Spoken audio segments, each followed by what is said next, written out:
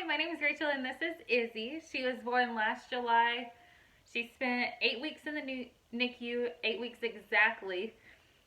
Um, and I remember the day that I had to be discharged from the hospital without her.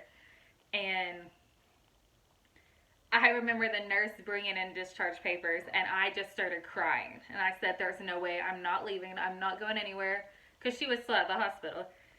And most moms shouldn't be away from their child at all, especially those first couple days after birth. And I remember her saying, you really don't have a choice. You're fine, you gotta go. And I looked at my husband and I said, I'm not going. And he said, well, you have to go. And so I was like, well, we are staying right across the street, it'll be fine. And I remember when I first walked in, I was like, I don't know if I want to be here. Maybe I should just go home and not come back until the hospital till tomorrow. And then we got to the room. My husband checked in earlier that day, so we really didn't have to do much except for just go to the room. And so I went to the room, started unpacking my bags, got my shower stuff out, all that good stuff. And then I was like, well, we have to go back to the hospital. And I was like, I can walk. I had a really rough recovery. I didn't end up recovering until about 3 weeks after my C-section. So it was hard for me to walk those first couple weeks. I couldn't drive at all. And I was like, I'll be fine. I can walk. So I didn't even make it across the street. And I said, well, we can't go to the hospital. And we were like, no, just drive up the hill. I can drop you off. It's not a big deal. And I was like, okay, that's fine. And so that's what we did. And we did that for a whole week until my husband had to go back to work. And then that's when I was like, there's no way that I can do this. And I just thought to myself, well, if she's there alone, if she's in the NICU alone, I can be in this house alone with a bed, hot water, food, all the basic stuff that you need to survive. And so that's what I did. And I stayed there for 8 weeks. I remember my first meeting with Michelle. Every week we have to do like a weekly check-in. And I was like so nervous. I remember calling my husband because he was at work. And I said, I can't go. I'm too nervous. I'll just go back home. I cannot stay at the Ronald McDonald house if I'm going to have to do these meetings. I don't know why I was so nervous.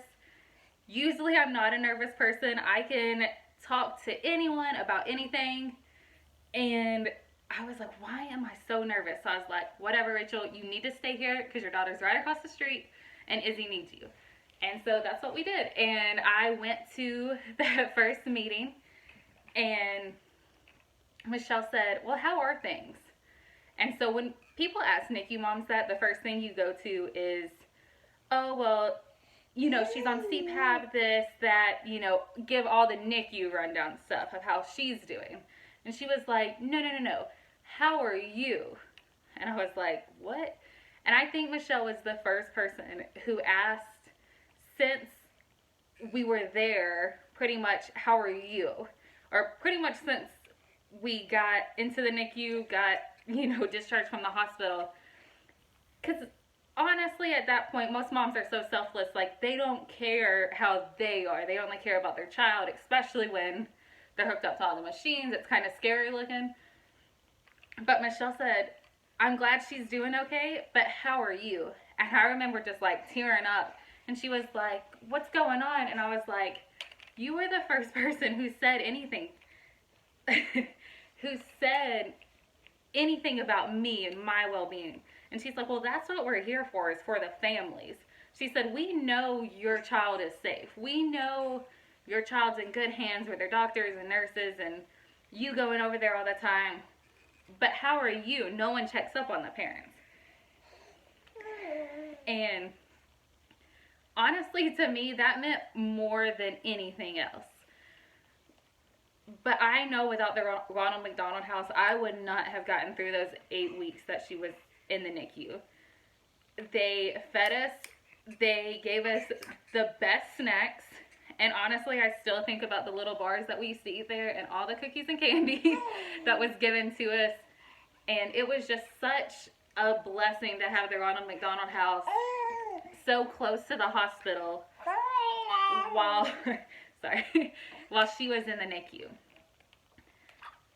And I just, honestly, I owe everything to the Ronald McDonald House. As a mom, it was so much easier for her journey for me to be right across the street. Because once I healed and I was good for walking normal and sitting down normal and just feeling normal, like a normal human, not a person recovering, but just feeling normal, I remember, like, I would walk to the hospital up that hill every day. I would get up around 6, get there as soon as shift changed in the NICU. I would come back to the Ronald McDonald House for lunch. They always provided like sandwiches or even leftovers from the night before. Pretty much anything we wanted in the kitchen, it was ours to have. So that was nice. And then I'd go back up there to the NICU and then come back for dinner and then go back up to the hospital. So, because I know if I was at home, we live about 30 minutes away from the hospital. Being there that much every single day would not have been possible.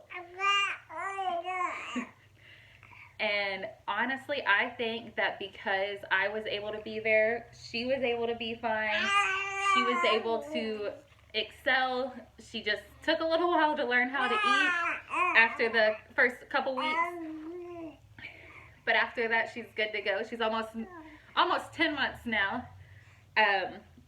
And I know I will tell her the story of the Ronald McDonald House and her being in the NICU and all the lovely people that we met at the Ronald McDonald House for the rest of her life. And I hope that she understands how important the mission is and how important it is for moms and dads to be able to stay with their with each other, close to their family that's in the hospital. So thank y'all so much for everything y'all did, and I hope I can show you one day how much I truly appreciate everything y'all did.